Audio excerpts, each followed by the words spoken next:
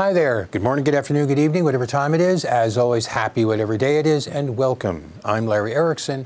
This is the Erickson Report. And I start this time with a warning, which is that as I do this, events in Ukraine are in serious flux. Right now, at this moment, the February 16th, that's the day it's going to happen, deadline has passed, but the it'll be by February 20th deadline is still looming ahead.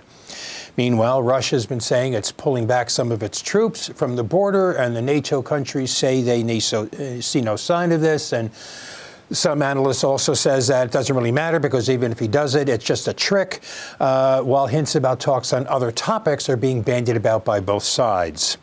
So maybe tension is easing, and maybe it isn't. But it doesn't really matter because, as Politico's National Security Daily would have it on February 16th, that date was always overhyped.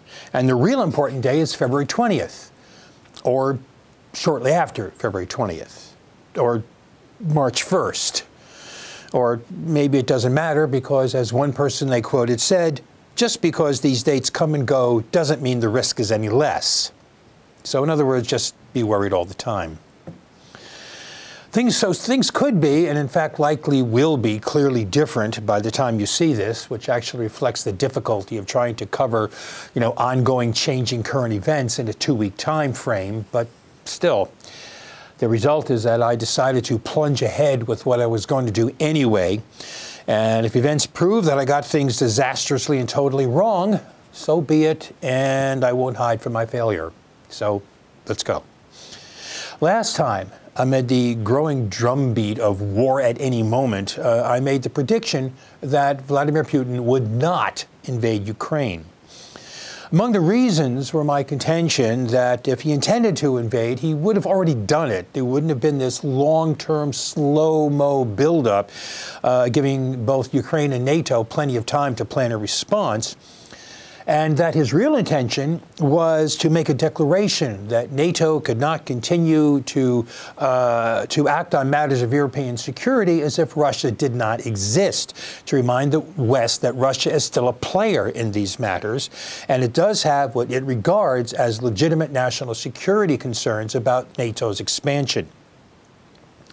And in fact, that idea has recently been made more explicit, with Putin complaining that the U.S. and NATO have, quote, freely interpreted, unquote, the principle of indivisibility of security, the idea that no country should advance its security at the expense of that of others, a principle which, in fact, is written into international agreements between the sides.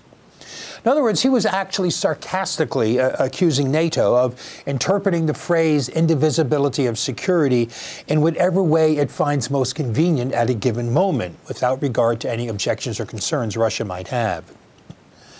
Now, another reason I gave then for no invasion is that it would be a bloody and difficult undertaking. In fact, it would be the biggest Russian military operation since World War II, and that includes Afghanistan. And I also noted that I had some backup for my doubts that were to be found in statements made by various diplomats and officials from countries other than the U.S. So my conclusion was that Putin would not invade unless.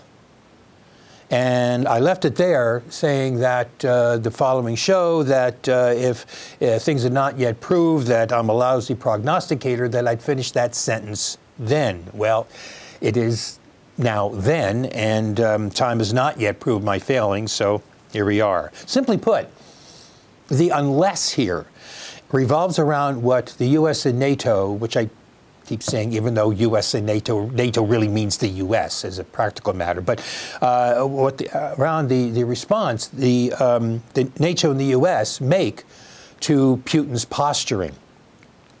Putin is trying to lay down a marker, trying to say, we will be heard, we will not be ignored. Now, Putin is regarded by at least some analysts as being kind of a gambler in foreign affairs, as being, as it said, risk tolerant. But in laying down this marker at this time in this place, he is taking the risk that he's making a bet that he can't cover. That risk can most easily and clearly be seen in the frankly bellicose words of U.S. government officials. For one, there was a statement by Joint Chiefs of Staff General Mark Milley, who said in late January, quoting, "We strongly encourage Russia to stand down and to pursue a resolution through diplomacy." That same week, the Biden administration and NATO told Russia there will be no U.S. or NATO concessions on Moscow's main demands, which revolve around Ukraine being kept out of NATO and the withdrawal of some NATO forces near the Russian border. Some years ago, I read a statement, and I can't say who because I can't remember. I'd like to give credit where it's due, but I can't remember the source. But anyway, some years ago, I read a statement that faced with the choice between humiliation and war, nations have historically shown a depressingly persistent preference for the latter. In other words, and the point here is that if you don't want a war, you have to give the other side a way to back out without appearing to back down. A way to say, at the very least, you know, like, all right, I can live with that. It's not everything I wanted, but yeah, I can live with it. Lacking such a way out, nations historically have preferred war. That concern is central to the situation we're in now. And realize this notion of giving the other side a graceful exit is not some out there notion. On February 14th, Representative Adam Smith, who chairs the House Armed Services Committee, told MSNBC, quoting, "If we're going to prevent a war, Putin has to get something out of this. He has to have some sort of diplomatic face-saving mechanism to back down." That idea has even been mentioned in mainstream news media accounts, often coupled with claims that the U.S. is now offering Putin such an off-ramp. Unfortunately, that off-ramp consists of saying that if Putin totally backs down, that is, withdraws his troops from anywhere near Ukraine, drops all his other demands, including objections to Ukraine joining NATO, we'd be willing to talk about some tangentially related issues outside the bounds of those demands. And frankly, it's hard to think of that as something as being an acceptable alternative to the Russians. Now, such discussions, as are proposed there, and even some decent results arising from them, are certainly not out of the question. In fact, on February 15th, even Russian Foreign Minister Sergei Lavrov made specific mention of such discussions. But they won't address the central questions, which just brings us back to the U.S.-NATO position of stand down, no concessions. There are only other 4 reasons you would make a statement like that. 1, they are totally ignorant of that history of nations preferring war to humiliation. 2, they actually want a war. 3, they are really convinced that an attack is not going to happen anyway, and they're taking the opportunity to look tough because they think they can just bully Putin into an open retreat. And 4, there's something going on behind the scenes which no one is talking about, even on background, and so of which we know nothing. Now, of those, the last one is clearly the most hopeful, though, frankly, it's hard to credit considering how many, potential leaky points there are. Still, I can hope that it's true, and I do hope it's true. It certainly wouldn't be the first time that some back-channel discussion has been the way out of a crisis. Now, for that first reason, though, I simply can't believe is true. I just absolutely do not believe is true.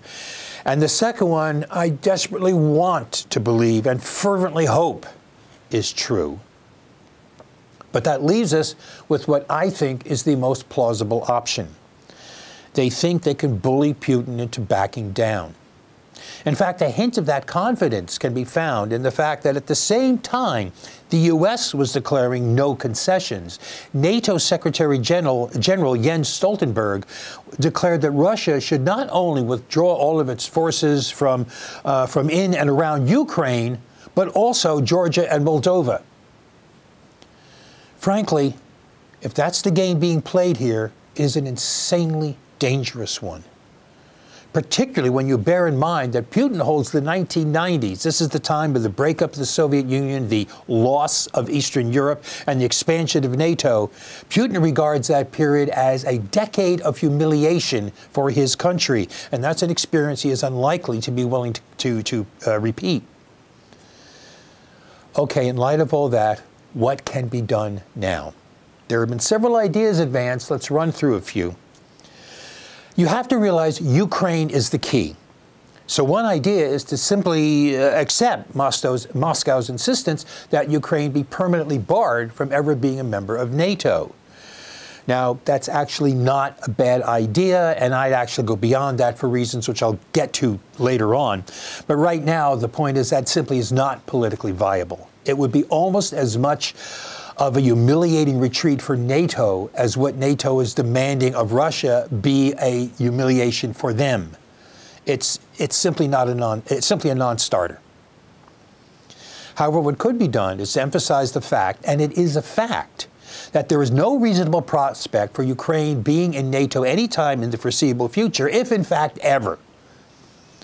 The prospect of its joining what is in fact a Cold War era military alliance is based on a 2008 NATO statement, which in the nearly 14 full years since has not produced what's called a membership action plan. That is a roadmap, a pathway for eventual membership for Ukraine. And Germany and France were and still are opposed to Ukraine being in NATO. And getting in requires unanimous consent from all current members. So Ukraine may never be able to join NATO. Even Ukrainian President Volodymyr Zelensky has essentially acknowledged that fact.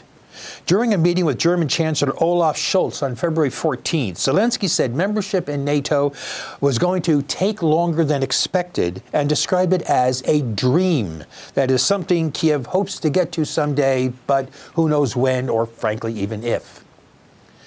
But instead of pointing that out, except occasionally in passing, NATO and the U.S. keep banging on the anybody can join drum as if it were a done deal and it's just a matter of a few details. Now, admittedly, President Vladimir did say that Ukraine does not have the go-ahead to join NATO, but that was last June and cannot be found in the current rhetoric, at least not to a degree anyone would notice, which is quite dispiriting. And it's also indicative of the fact that that the U.S. thinks Putin can be bullied because this is pushing pride over practicality. And that was actually made clear last week by Jean-Marie Guéhenno, a former UN Undersecretary General for Peacekeeping Operations, who described NATO's nonstop enlargement as a mistake and actually said the 2008 promise was hypocritical to claim that NATO enlargement was compatible with the development of real friendship with Russia. And that is a quote. Now, another related idea on this is for NATO, rather than barring Ukraine or emphasizing membership as only a long-term possibility, to simply declare a moratorium on any new states joining NATO. That would be a way to finesse the issue of Ukrainian membership without directly acknowledging any connection there. Yet another proposal is the so-called Finlandization of Ukraine, which has a bad air about it because it's always implied being subject to informal domination by Russia, but would really mean Ukraine declaring itself neutral and trying to maintain contacts and good relations with both Russia and the West, which wouldn't be popular with the pro-Europe Western parts of Ukraine and would require a formal change in Ukrainian policy, but still could be a viable option and could over time become just the normal state of affairs. And in fact, I'll add, it would not actually be like Finland, because in the case of Finland, they had Russia on one side and neutral Sweden on the other. For Ukraine, it would be Russia on one side and NATO on the other. All right, yet another potential off-ramp for Putin, a way for him to, if you will, stand down without appearing to kneel down.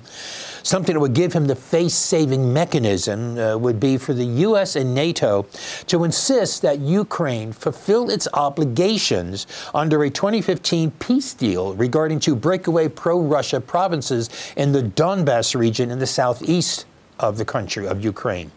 A deal that was brokered by France and Germany and required Kiev to offer self-rule to rebel-held territories. Its implementation is stalled because of domestic opposition and, again, the pro-Europe, anti-Russian western parts of Ukraine. But granting that self-rule, plus surrendering to the reality, don't even do it formally, just, like surrender to the reality that Crimea is gone, that could well provide enough flexibility to avoid a major war without anyone on either side having to give up anything that they don't actually control now. Personally, I think that's the best option available, and could be made even better, if only more saleable, by having Ukraine be admitted to the European Union, something which apparently Russia has not opposed. That would to some degree satisfy Kiev's desire for closer ties to the West without involving any commitments of Europe or the U.S. to the military defense of Ukraine, or allowing for the stationing of any NATO forces or bases within Ukraine. In fact, I'm going to go way out on a limb here, okay? Way out on a limb. On February 15th, Putin declared, without offering any evidence, that what's going on in the Donbass is genocide. That is, genocide against the ethnic Russians there. Analysts are, as you would expect, claiming that this is intended as a pretext for an invasion, and I have to admit, it could be. However, Putin has been saying the same thing since 2014. It has served as the excuse for the Russian military support of the rebels there, which prompts me to think that raising it now in this context is a tell that what I just raised, an idea involving self-rule to the breakaway provinces of Luhansk and Donetsk, could be a key to a settlement. As events unfold, we'll see how I do. I have a couple of observations on other related but not directly related points. We'll get to those after the break.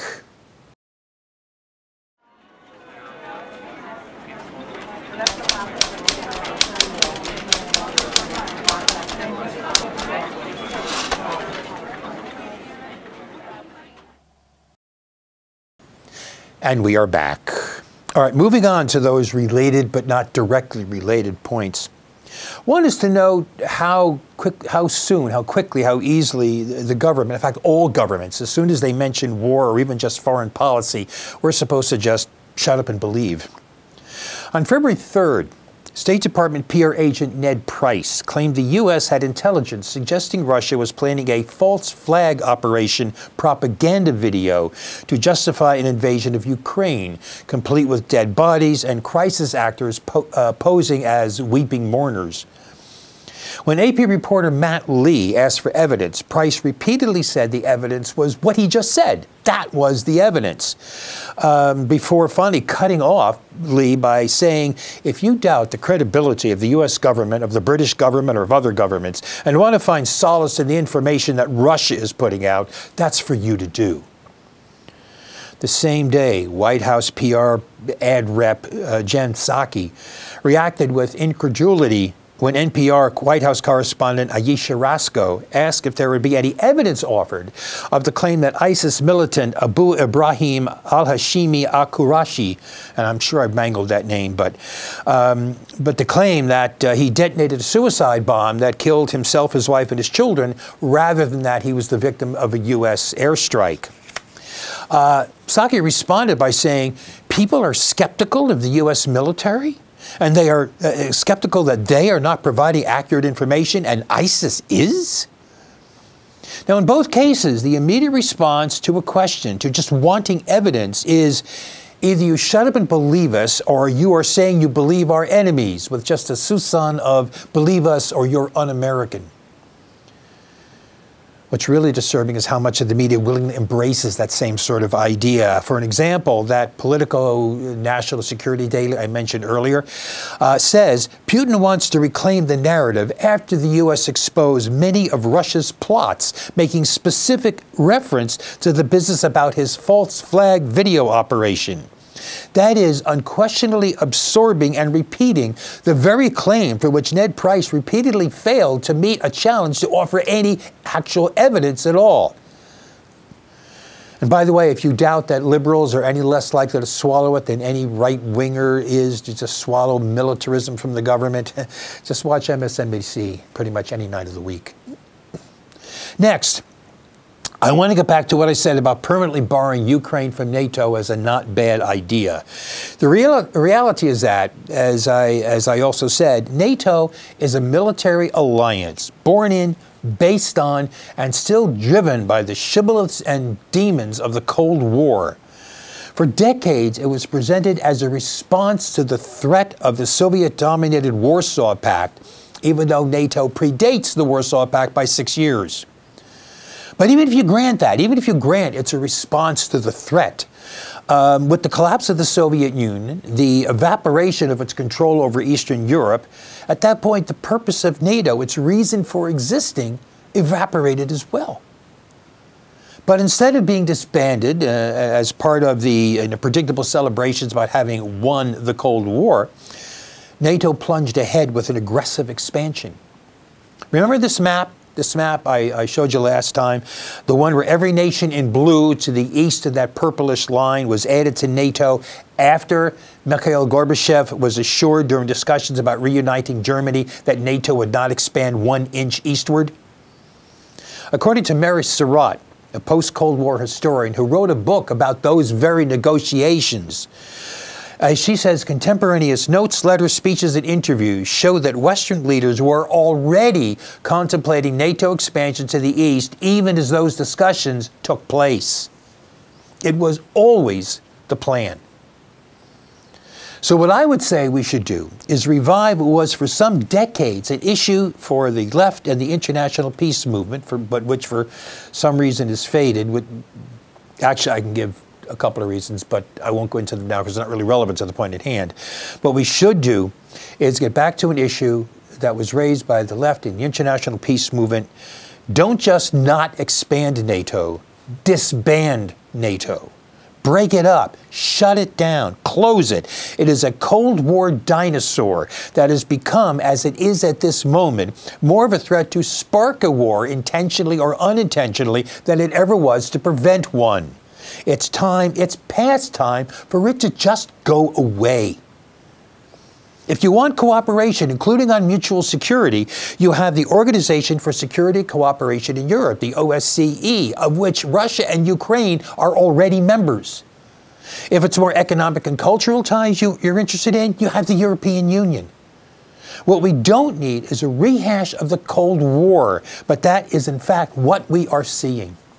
And frankly, I am damn sure that there are people in Washington, in the capitals of Europe, and yes, even in Moscow, there are people who are actually secretly delighted at this prospect, secretly just thrilled at the prospect of a return to a simpler, clearer age, when there wasn't a complex and very messy political world to deal with, but one with the comfort and stability of a clear, identifiable enemy presenting an always rather vague and diffuse, but still ever-present existential threat. I have to tell you, I remember that comfortable, stable time with its proxy wars, militarism, and leitmotif of red baiting, and I have no desire to reprise it. All right, now from that, we'll finish up with one more thing, with an episode of our feature, The Threat, about various threats to our continuing future as a democratic, multicultural society. And this time, it is the threat to public education. We've all heard, I'm sure, of the battles over, oh my God, critical race theory that has led to screaming threats and even violence directed against school boards and even individual school board members. We've seen, too, how the social panic in that chaos quickly spread to attacks on school libraries for daring to contain books, or attacks even on teachers daring to teach some concepts that some parent, and the singular is deliberate there, that some parent found objectionable. We've seen, for example, a bill proposed by a Republican state senator in Oklahoma that would empower a single parent to demand books that discuss gender identity removed from public school libraries. Under this bill, after receiving a written demand to remove a particular book, a school district would have 30 days to eliminate all copies of the material from circulation. Librarians could be forced to pay $10,000 a day in fines as long as the book remains available, and could be fired and barred from working in public schools for up to 2 years if they don't cooperate. In November, one member of the Spotsylvania County, Virginia School Board ordered school staff to begin removing books that contain sexually explicit material, which meant anything at all about sex in any way, and added that those books should be burned in a public event. By the way, he was subsequently became chair of the board. In January, Florida State Senate's Education Committee passed a bill banning public schools and private businesses from making people feel discomfort, quote unquote, when learning about U.S. racial history, with the immediate result that a school district in Central Florida canceled a teacher training event on the civil rights movement that had been months in the planning. Also in January, the Indiana House passed a bill limiting what teachers can say regarding race, history, and politics in their classrooms, and allows for the state Secretary of Education to suspend or revoke the teacher's license of anyone willfully or wantonly violating the bill's provisions. Now, there are a ton more examples of this, and of course the books most commonly under attack were about gender, about being LGBTQ+, and about race, with LGBTQ+ and black authors being the most frequent targets. But there are two more things important to bring up in this, beyond the obvious bigotry involved here. All these bills have something in common. They make it easier, in fact easy, to get things out of the library, out of the classroom, easy to get things out of public education. No way to get things into it. No way to enrich public education, to expand it, make it deeper, more meaningful, or even just more useful. It's all about stripping away from the right to a public education. In fact, an Alabama bill does away with any pretense. It actually proposes to just give parents a check for whatever the state would have spent on education for their child that year, and then they can, quoting the bill's sponsor, use it to pay for educational whatever that they want. The bill, that is, would literally be the end of public education in Alabama. But there's another aspect to this. The big emerging thing is transparency now. It's the right of parents to have access to all materials used in public schools, right down to an individual teacher's lesson plans. Some are even calling for cameras in classrooms to record everything so they can be checked out later. It all sounds so wholesome. I mean, who could be against transparency? But that's the whole idea, to make it sound so wholesome, when in fact what it really is another way to provide for an opportunity to complain, to carp, to nitpick, to attack, whine, bully, and bluster. Another way to find ways to attack public education. Have no doubt, this is what this is about. This is what it means. This is not some spontaneous burgeoning of parental frustration. This is the result of a deliberate, conscious, coordinated campaign to destroy public education. And those parents you see ranting at school boards are the classic useful idiots. Do not doubt it. Christopher Rufo, the Republican boy wonder who guided the whipping up of the anti-critical race theory hysteria of this past year, and now basking in the glory of multiple states having passed laws banning the teaching of basically anything that might upset any white Republican, has now declared transparency the catchword for 2022. He's openly declared a desire to have at least 10 states pass laws in 2022 requiring public schools to make all teaching materials easily available to parents over the internet, fully aware the result would be to place impossible demands on public, no, not private, just public, demands on public schools to meet, right down to individualized lesson plans for every child, as well as opening those teachers and administrators to constant threats of harassment. That's what this manufactured hysteria is all about, ending the very concept of a right to public education, and that cannot be allowed to happen. That is it. We are out of here. We are done. We will see you in 2 weeks. In the meantime, have the best 2 weeks you possibly can. As always, peace.